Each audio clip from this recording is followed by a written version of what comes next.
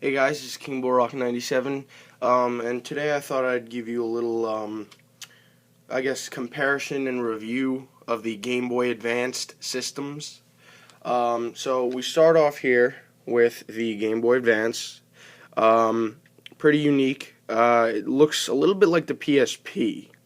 I actually think Sony took the idea from the Game Boy Advance and used it to develop their PSP, but I'm not gonna judge them for it because it is a very unique design.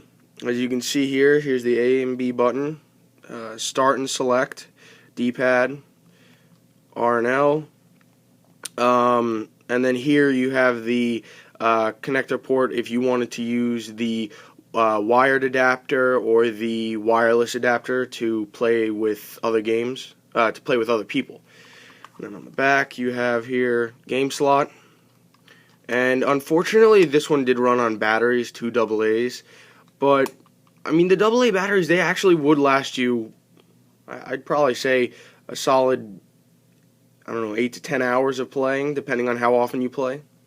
Power button, on-off switch, green power button, green light in the top right will tell you if it has power. If it turns red, it kind of flashes red. If it turns red, that means that it's low on power and you probably only have 20 or 30 minutes of gameplay left.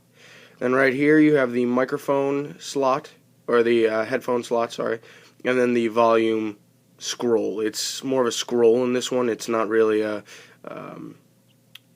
solid thing. I'll show you on the newer models.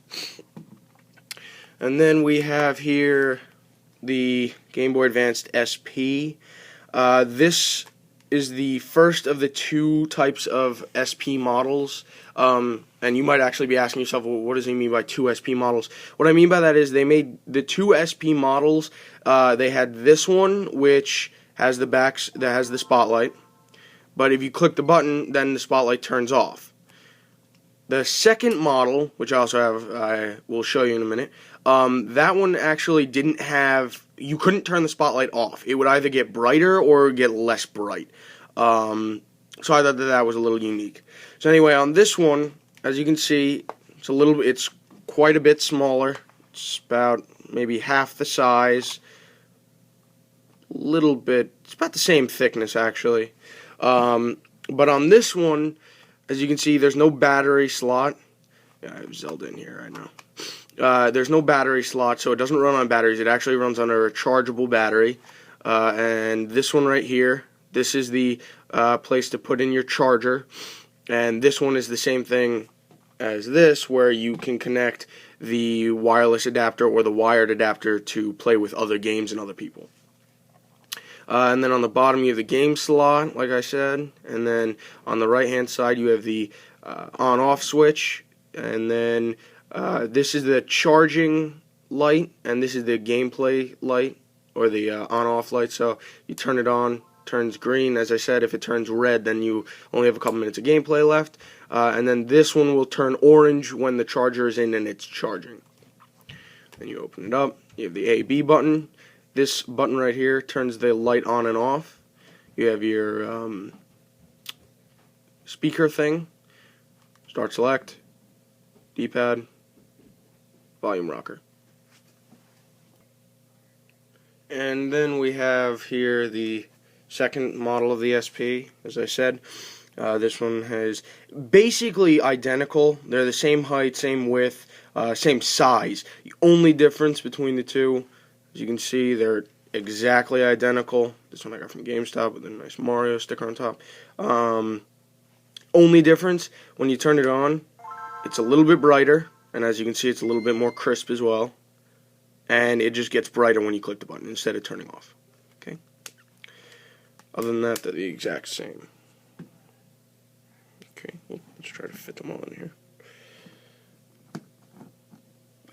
Okay, and then the last model that I have here could be considered, it is a Game Boy Advance, but we'll see. It's the Game Boy Advanced Micro. This is actually a relatively rare system. Not rare in the sense that nobody has it, just rare in the sense the price is a little bit pricey if you want to getting it, depending on the type of model you want and whether you want a new, used, whatever. Okay, so on this one, let's take the game out. Okay, this one, basically the same thing. It's very small, as you can see. You can compare it to the Game Boy Advance. It's really small. The screen size is, I don't actually know the exact measurements, but I know that it's significantly smaller than all three of its brethren, I guess. But other than that, it's relatively the same. A, B, D-pad, start, select, and actually that's pretty cool. When you turn it on, the start select will actually turn blue. You can also change the, let's see, where is it? If you hold down L and you use the volume rocker, which is over here, you can actually change the brightness of it. What else?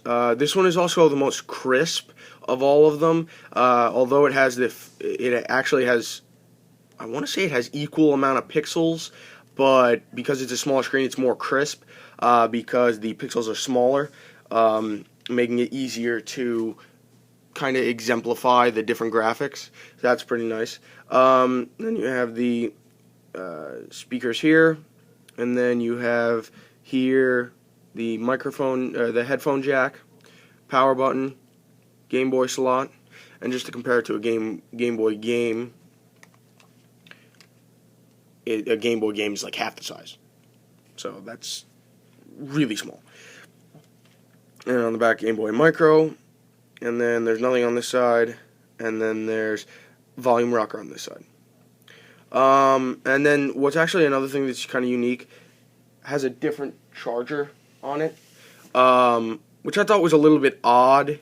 Also, the release date of this was extremely, it was considered a failure on Nintendo's part during the for its release date, because it was released after the Nintendo DS. And considering the fact that the DS gave you both the new games, it allowed you to play DS games, and it allowed you to play Game Boy games, this was kind of a letdown because, I mean, you could get the DS for basically the same price. I think it was like $20 or $30 more. And another thing about this, it doesn't play Game Boy Color games. Game Boy Color games will go in, but they won't stay in and they don't play, which is a little bit of a downside compared to these three, which they all play Game Boy Color games, and Game Boy games if you need. And that was something I forgot about these two. These two, for some reason, do not have a headphone jack. I don't know why, they just don't have a headphone jack. However, their volume capabilities are a little bit better than this. If you want to listen to a game for its music or its sounds, you're going to need a headphone or a very quiet area because it doesn't get very loud. But yeah, I mean, other than that, that's really all I can say. So, hope you enjoyed this video. I'm going to be hopefully posting a couple other videos soon. But yeah, until then.